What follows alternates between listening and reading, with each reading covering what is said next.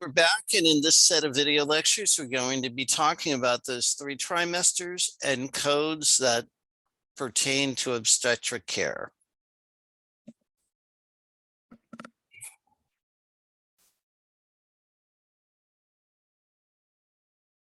We are always going to want to have a status code for the weeks of gestation that will tell us about the individual week. This is important when we report codes and data on different complications. These codes will always start with Z3A, and we will always pick them up during pregnancy. We don't pick them up in postpartum or pregnancies that end in an abortive outcome. So again, weeks of gestation will direct you to the correct code. Let's take a look at those. And again, here's how it looks in the alpha: weeks of gestation, 8 weeks, Z3A 0.08. Let's take a look at that in the tabular, because we're always going to validate codes in the tabular.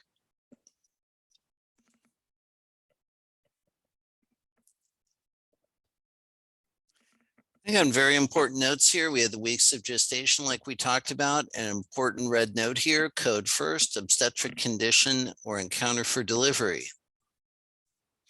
Z38, weeks of gestation, not specified. And then we can see here Z3A 20 for 20, and so on.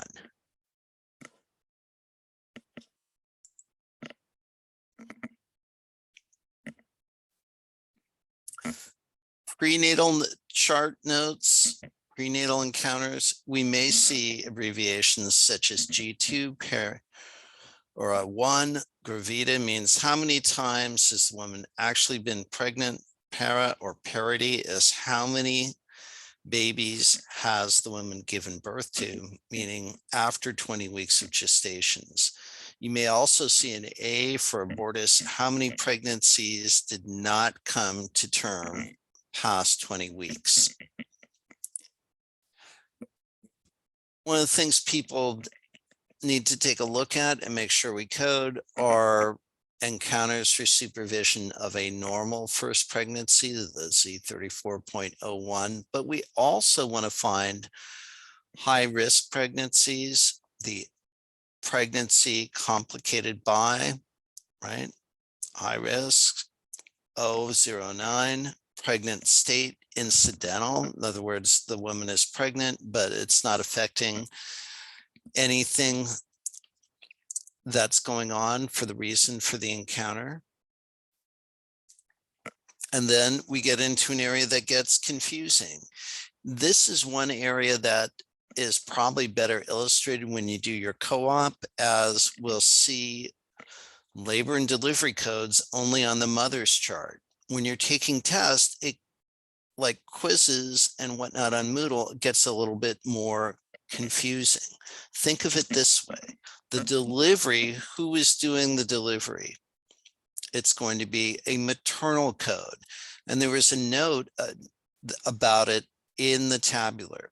So if we have a delivery, it's going to go on the maternal chart in the maternal record, and it's going to have the outcome of the delivery, right? So it'll be a Z37 code. Let's take a look at those different Z37.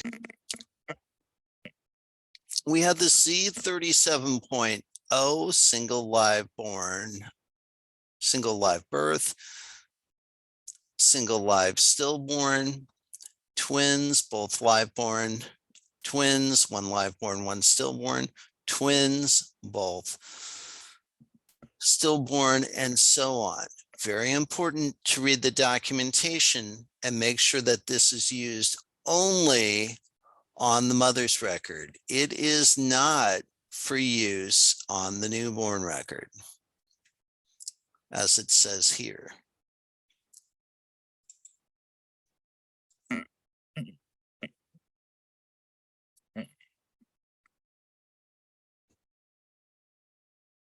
And then again, when we have delivery, it's going to be an 080 code unless there's a complication. So think of 080 as for an encounter for full term vaginal delivery without any complications. We don't have, if we have any complication, an obstruction or so on, we'll have one of these other codes. And that's all I have for you. We'll see you online. Bye now.